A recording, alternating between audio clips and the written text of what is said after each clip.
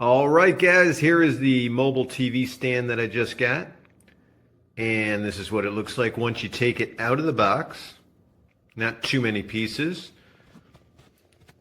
You, of course, have the stand itself. These are all the parts that go to it. And then you get a lot of different hardware depending on the TV that you have. Looks like they pretty much cover a lot of different styles there. And then you get the tools included. There's a couple of tools there. And it comes with wheels.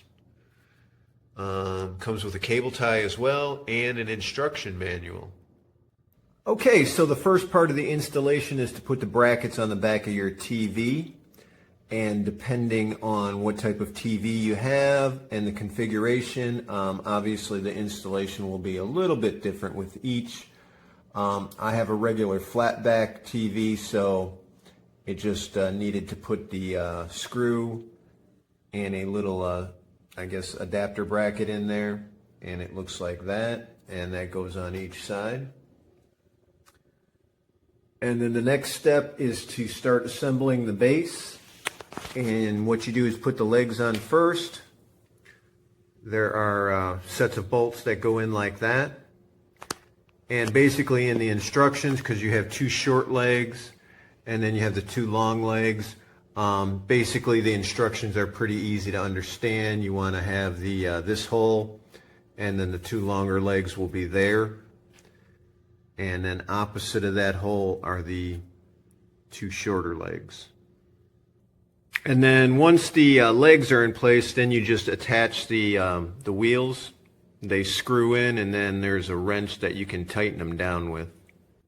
And the last part of the stand is to put the poles in place, and it does give you the option if you want to just use one of the poles, you can, or if you want to use both, that's what it will look like.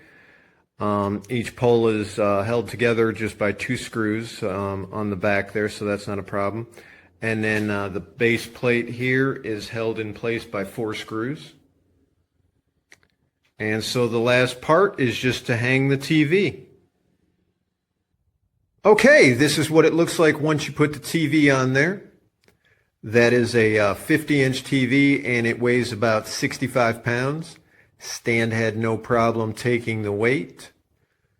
It wheels around really easily. I don't feel like it's going to tip over or anything like that. The stand itself was very simple to put together. Took like maybe 10-15 minutes to put together.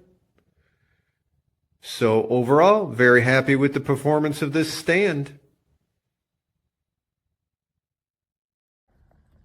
We followed the instructions for the flatback TV.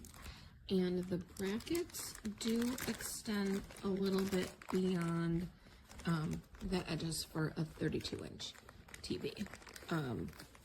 In addition, the flatback one doesn't quite, like the screws are a little longer than we need, and the bracket moves. But because there's a wide variety of hardware provided, we're going to try putting the spacers in to see if it is more secure. It's much more secure after adding in the extra spacers. They actually drilled the holes differently so that you can't assemble the stand wrong. The two shorter legs are supposed to go on the front, and they made it so that if you try to put it in the back, the holes won't line up. So that's actually a really helpful feature. I have a 32-inch TV mounted on the stand. The first thing to notice is that because the mounts on my TV are a little low, or because of the size of my TV, I actually have a lot of extra room at the top, but it goes over underneath. You can have it at an angle pointing up, or it can be more of a straight vertical that it does adjust with that tilt.